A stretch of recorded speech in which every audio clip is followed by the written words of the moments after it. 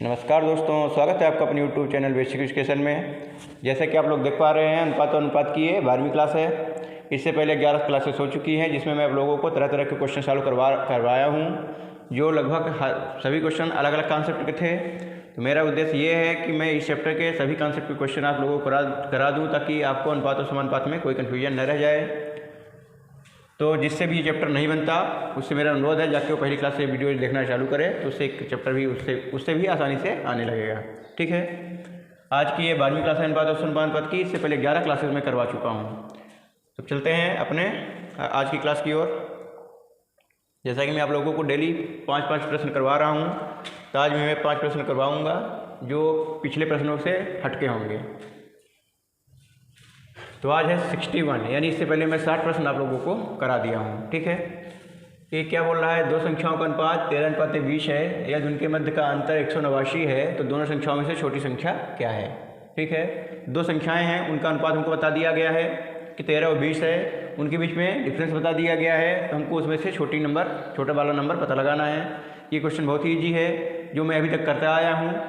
उसके रेशियो का डिफरेंस निकालेंगे और उसके एक्चुअल डिफरेंस से उसकी कंपेयर कर देंगे, तो हमारा आंसर आ जाएगा। ठीक है, दो संख्याओं का अनुपात कितना है, 13 और 20 है। ठीक, ये उनका क्या है, रेशियो है। अब हम पहले क्या करेंगे, डिफरेंस निकालेंगे रेशियो के बीच में। मान लीजिए ये ए है और ये बी है। ठीक है, ये ए है और ये बी है। ए है 13, बी है 20, तो इनका डिफरेंस कितना हो जाएगा, ए माइनस बी हो जाएगा आपका 20 माइनस 13 यानी 7। ठीक है, इसमें आप ये देखेंगे कि मैं ए में 13 में 20 क्यों नहीं माइनस किया, मुझे बड़ा नंबर में छोटा नंबर माइनस करना है। कि हमारा कितना आया, 7 आया। ये किस में है, ये 7 रेशियो, यानी रेशियो के रूप में हमारा डिफरेंस आ गया 7, और जबकि रियल डिफरेंस कितना है, 189 है। तो हम क्या करेंगे, इन दोनों को कंपेयर करेंगे, तो क्या हो जाएगा, ये 7 रेशियो इक्वल टू 189, तो 1 रेशियो इक्वल टू कितना हो जाएगा, 189/7। ठीक है, यह आ जाएगा 7 दूनी 14 और 7 7 49, यानी 1 रेशियो की वैल्यू हो गई अपनी 27 हो गई। अब हमसे पूछा क्या है, छोटा वाला नंबर पूछा है। छोटा वाला नंबर क्या होगा, 13 होगा या 20 होगा, 13 होगा। तो हम क्या करेंगे, छोटा नंबर स्मॉल नंबर, यानी 13 रेशियो वाला जो है वो स्मॉल होगा कि 20 रेशियो वाला, 13 रेशियो वाला स्मॉल होगा। तो हम क्या करेंगे, 13 इंटू एक रेशियो वैल्यू कितनी आई है 27 इक्वल टू, इसका इंटू करेंगे तो कितना आ जाएगा 351। ठीक है, हमारा छोटा वाला नंबर क्या होगा, 351। ऑप्शन नंबर भी आपका करेक्ट आंसर होगा। यदि हमसे पूछता है बड़ा वाला नंबर क्या होगा, तो हम 27 को इंटू 20 में कर देते, तो हमको बड़ा वाला नंबर मिल जाता। ठीक है, इस तरह के क्वेश्चन मैं बहुत सारे करा चुका हूँ। अगला क्वेश्चन है हमारा, ए बी का 4 गुना है और बी सी का 2 गुना है, तो ए बी सी ज्ञात कीजिए।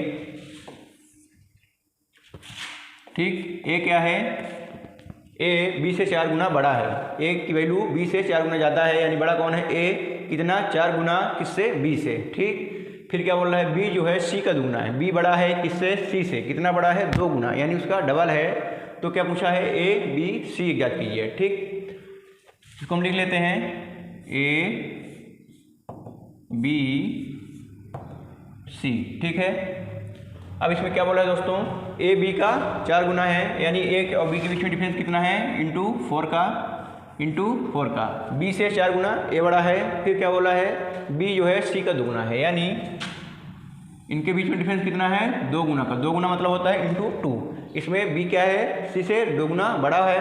तो अब इसका मतलब क्या हो गया, यदि हमारा सी हम मान लेते हैं कि हमारा सी कितना है, 1 है, हम मान लिए हमारा सी कितना है, 1, तो बी कितना होगा, बी क्या है, सी का डबल है, 2 गुना है, तो बी हो जाएगी आपका 1 इंटू 2 यानी 2। ठीक है, जब हमारा बी 2 हो गया, 1 कहाँ से आया, 1 मैं मान लिया था कि सी मेरा 1 है। ठीक, हम रेशियो में मान सकते हैं, उससे वैल्यू में दिक्कत नहीं जाएगी। तो हम सी को मान लिए 1 है, तो हमारा बी क्या हो गया, 2 गुना है तो 2 हो गया। इसी तरह अब बी से ए क्या है, 4 गुना है, तो ए कितना हो जाएगा, 8 हो जाएगा। ठीक, 2 इंटू 4 इक्वल टू 8।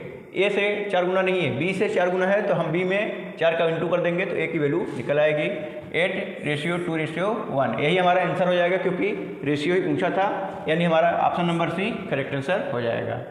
ठीक।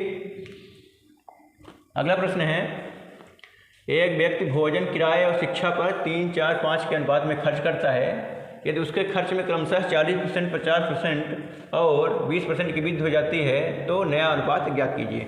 क्या है, एक व्यक्ति अपने वेतन में से कुछ पैसे खर्च कर रहा है, उसमें से 3, 4, 5 के रेशियो में, यानी यदि वह भोजन में 3 के रेशियो में कर रहा है तो किराए में 4 और शिक्षा में 5 के रेशियो में खर्च कर रहा है। प्रश्न में आगे क्या बोला जा रहा है कि वह क्या कर रहा है, अपने खर्चे में वृद्धि कर रहा है। कितनी वृद्धि कर रहा है?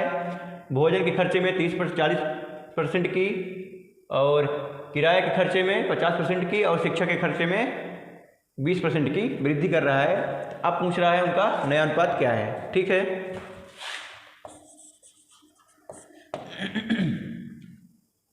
पहले खर्च कितना था? 3, 4, 5, ये पहले का खर्च है। अब क्या कर रहा है वो? वृद्धि कर रहा है। कितनी? 40%, 50% एंड 20%। हम आप लोगों को परसेंटेज वाले चैप्टर में बता चुके हैं कि कोई भी चीज़ अपने आप में 100% होती है। जब उसमें लॉस होता है तो 100 में हम माइनस करते हैं, प्रॉफिट होता है तो उसमें प्लस करते हैं। इसी तरह यदि वृद्धि होती है तो उसमें हम प्लस करते हैं, और कमी होती है तो उसमें माइनस करते हैं। तो ये क्या कर रहा है? 40% की वृद्धि कर रहा है। यानी पहले कितना खर्च, भोजन में पहले कितना खर्च कर रहा था? 3। क्या 3 यूनिट मान लीजिए, 3 रेशियो मान लीजिए, कुछ भी, लेकिन कर रहा था 3। अब कितना कर रहा है? 40% वृद्धि, यानी 40% प्लस।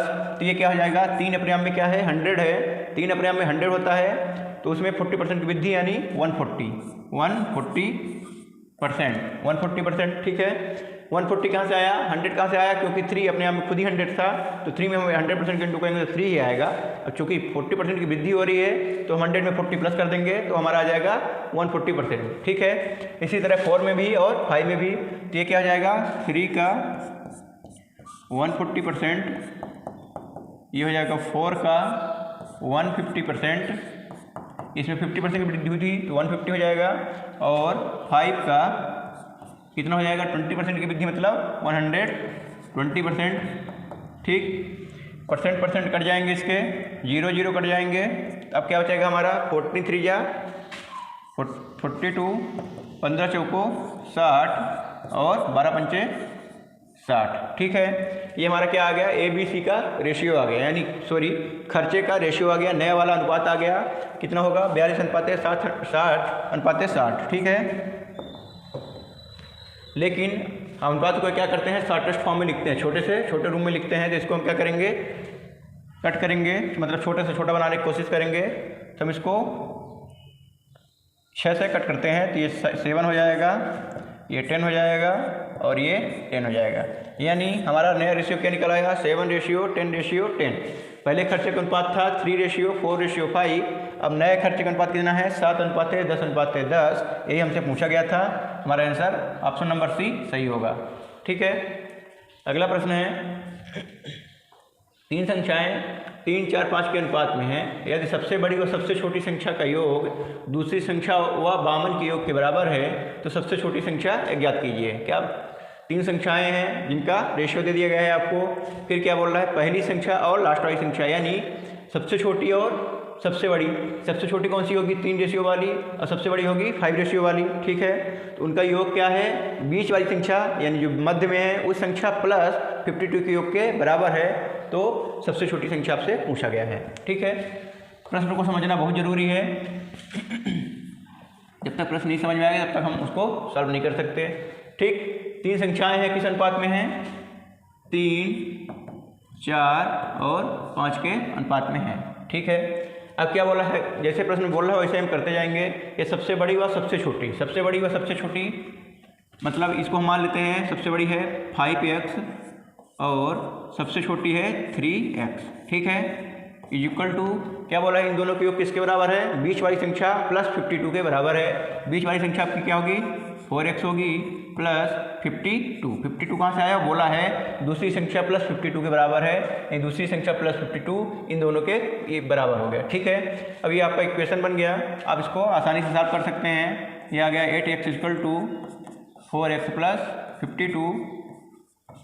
8x 4x से इधर आएगा तो क्या हो जाएगा? माइनस हो जाएगा, तो 4x बचेगा इक्वल टू 52। तो x इक्वल टू कितना आएगा?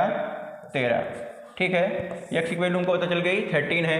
अब हम कुछ भी पता कर सकते हैं, सबसे छोटी, सबसे बड़ी, बीच की कोई भी नंबर हम पता कर सकते हैं।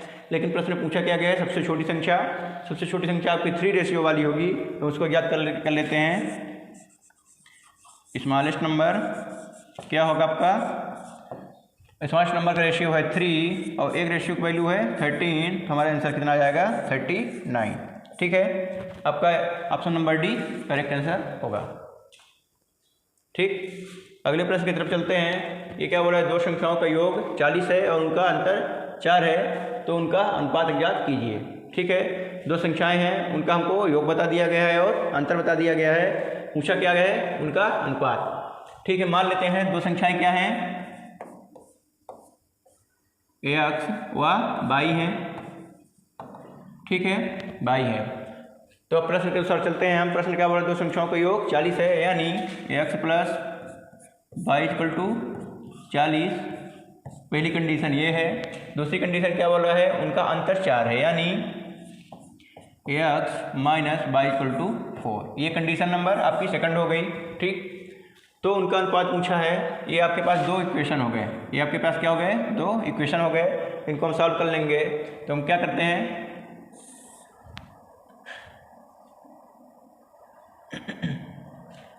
इन दोनों को हम क्या करेंगे, प्लस कर लेंगे। तो कितना आ जाएगा 44, 40, 4 44 हो जाएगा। ये दोनों कट जाएंगे, यहाँ पर बाई नहीं रह जाएगा, तो x इक्वल टू 44 आ गया।